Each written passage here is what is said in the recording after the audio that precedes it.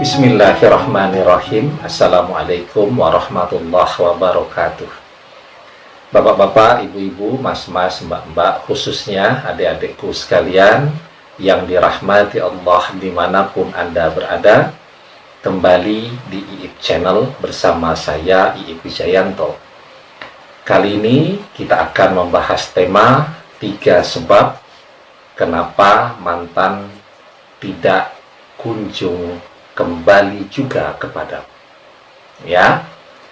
Jadi mungkin kita sudah berbulan-bulan ya, atau bahkan mungkin sudah bertahun-tahun berpisah dengan mantan. Dan selama perpisahan itu terjadi, dia tidak kunjung hilang dari hati dan ingatan kita. Selalu teringat, selalu terkenang.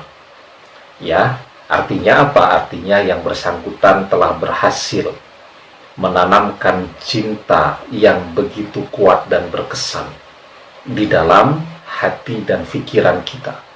Ya, mungkin dalam proses perpisahan ini banyak juga kan yang mencoba datang dan mengetuk pintu hati Anda. Tapi semuanya Anda tolak, karena Anda terus, masih, dan akan selalu mencintai mantan Anda. Ya, nah, sekarang kenapa nih, ketika semua usaha sudah dilakukan, berdoa juga menurut Anda tidak kurang-kurang dilakukan, kok mantan jangankan kembali, ya, noleh saja tidak, dia betul-betul menghilang, ya, dan dia betul-betul sudah tidak membutuhkan dan memerlukan kehadiran kita lagi, ya. Atau kalau dalam bahasa sekarang, bisalah kita simpulkan bahwa dia ternyata sepertinya sudah betul-betul move on dari kita. Cuman kita saja yang masih terus berharap. Boleh tidak jika kita terus dan terus berharap kepada yang bersangkutan? Jawabannya boleh saja. Ya, berharap itu adalah sesuatu yang mubah, yang diperbolehkan. Ya, selama harapan kita itu tidak merugikan kepentingan orang lain. Apa yang salah berharap mantan seseorang yang memang sudah kita kenal dengan baik, bahkan mungkin masih punya ikatan juga sampai hari ini? Ya, saya baca di komen banyak kan suami yang ditinggalkan oleh istrinya, statusnya tidak bercerai. Istri yang ditinggal pergi oleh suaminya demi mendapatkan cinta dari orang ketiga, statusnya juga belum atau tidak bercerai. Jadi tidak ada yang salah, ya, terus berharap, mengharapkan sesuatu yang memang itu adalah sejak awal milik Anda, ya. Nah, sekarang yang harus kita coba cari tahu, kenapa sampai nih mantan tidak kunjung kembali juga, meskipun waktu sudah berlalu cukup lama, ya. Nah, jawabannya yang pertama, ya, kita ini terlalu besar menaruh harapan kepada manusia. Saya berkali-kali mengatakan, kalau Anda selalu menaruh harapan yang besar kepada manusia, maka Anda harus siap-siap untuk kecewa. Karena berharap kepada manusia itu sangat mengecewakan. Ya, manusia itu secara umum, ya, bahkan ketika kita nih sedang punya masalah, ya, masalah yang cukup berat, zaman sekarang mencari orang yang ketika kita sedang susah, ya, ini bukan ketika sedang senang loh ya, ketika sedang susah, memberikan bantuan dan pertolongan yang betul-betul ikhlas. Itu sudah susah betul untuk ditemukan orang-orang yang seperti itu tadi. Ya, bahkan ketika orang sedang kesusahan nih, masih sanggup untuk mengambil manfaat dari mereka. Ya, jadi ada seorang temannya dalam proses digugat cerai oleh istrinya atas tekanan dari keluarga istrinya. Dia diusir tuh dari rumah, ya, karena rumah itu adalah warisan dari mertuanya. Ya, nah, dia terpaksa kembali ke rumahnya yang lama. Orang lagi menahan beban yang sangat berat, stres dan seterusnya. Tentu butuh teman untuk bercerita. Datanglah orang yang mengaku siap menemani, ya, mengantar jemput ke sana kemari, ya, dan seterusnya. Tetapi dalam kenyataannya apa? Ujung-ujungnya pinjam duit. Ya. Jadi setelah bantu ngantar ke sana kemari, ujung-ujungnya pinjam duit. Begitu betul-betul ada kebutuhan yang urgent, ya, selalu mengelak, menghindar dan seterusnya tadi. Ya. Begitu juga kalau Anda misalnya minta bantuan, didoakan, ya. Tentu ketika Anda minta bantuan kepada seseorang untuk didoakan, ya didoakan.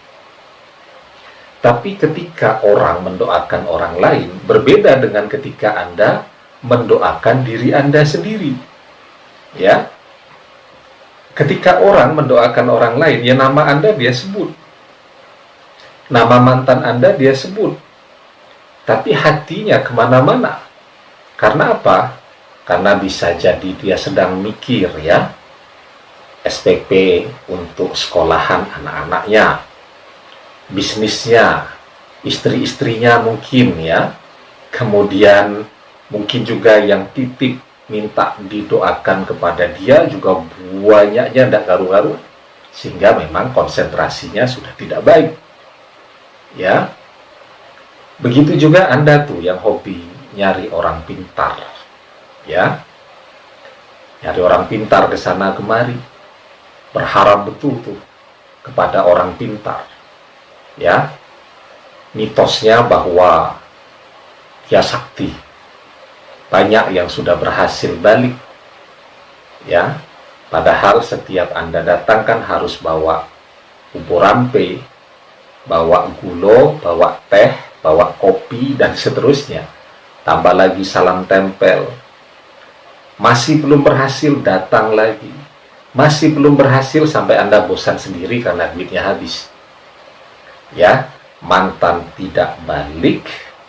Kemudian karena Anda menyandarkan kepada pertolongan manusia, dapat pula dosa syirik. Ya, dan uang habis. Rugi terus. Ya.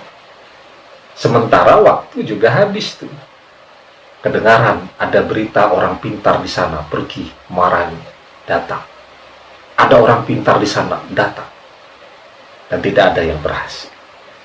Padahal kalau waktu yang Anda gunakan untuk kesana kemari tadi, Anda fokus saja setiap hari untuk berdoa.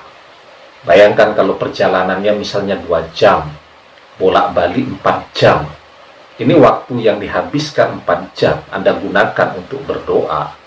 Mungkin hasilnya sudah ada lebih maju daripada Anda kesana kemari, pulang Anda kelelahan, tidak sempat berdoa.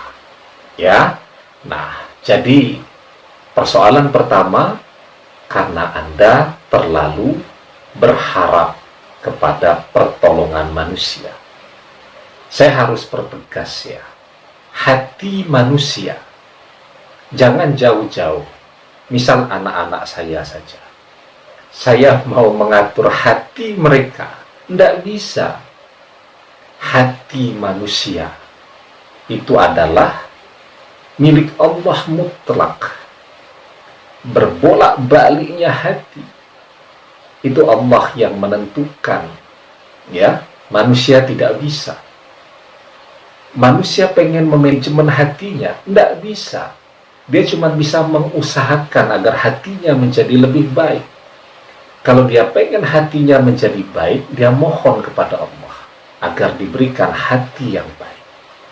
Ya, jadi urusan mantan ini kan urusan hati. Ya, karena urusan hati, manusia tidak punya kekuatan dan tidak punya kuasa dalam bidang permantanan atau hati ini tadi. Itu yang pertama. Ya. Kemudian sebab yang kedua. Ya. Saya lanjutkan dari yang pertama tadi. Anda terlalu banyak menyia-nyiakan waktu. Ya, contoh nih. Saya menyampaikan dalam video tutorial. Ini loh ya, ada doa dari Nabi Daud alaihi salam. Ya, karena ini doa dari seorang nabi. Ya, tentulah doa ini memiliki kekuatan yang luar biasa.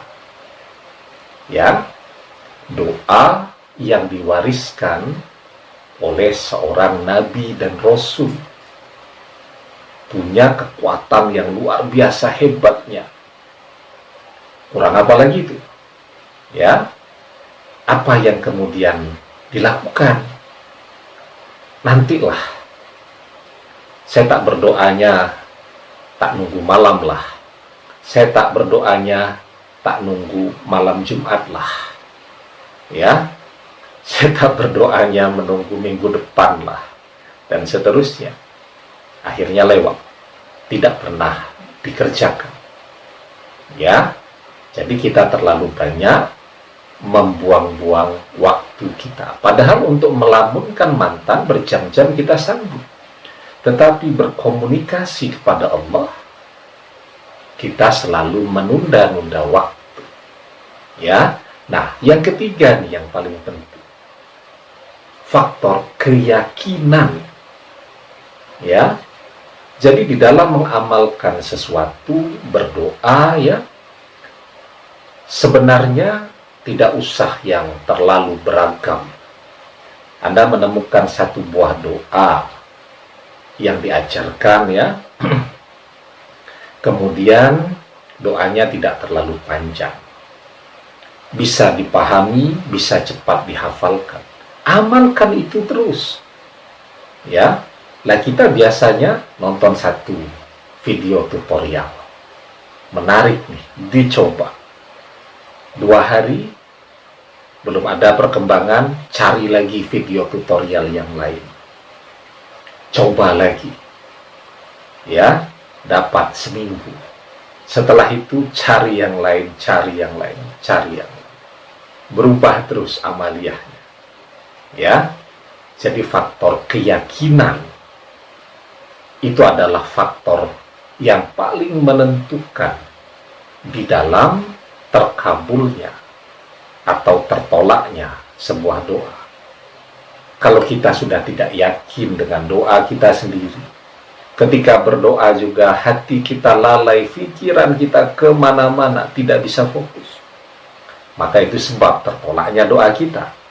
Tetapi ketika kita yakin, hati kita hadir, ya, setelah yakin hati kita hadir, ya, dan kita berdoa dengan konsentrasi, pikiran kita juga hadir, tidak lalai.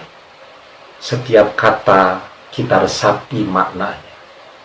Ya, ketika kita menyebutkan nama si mantan tadi, kita bayangkan wajahnya, ya, kita persembahkan doa ini kepada Allah.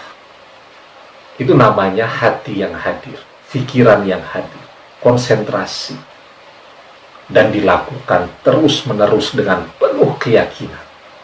Ya, karena Rasulullah Shallallahu Alaihi Wasallam bersabda, "Ud'ullaha wa antum muqinuna bil ijabah, wa'lamu annallaha la yastajibu du'a'an min qalbil ghafilin lahin." Berdoalah kepada Allah dalam keadaan yakin akan dikabulkan, dan ketahuilah bahwa Allah tidak mengabulkan doa dari hati yang lalai. Ya, 3 hal ini yang harus Anda perbaiki agar ya usaha Anda, doa Anda insya Allah bisa mencapai hasil yang terbaik. Demikian, semoga bermanfaat. Wallahu a'lam bishawab, billahi taufik wal hidayah. Assalamualaikum warahmatullahi wabarakatuh.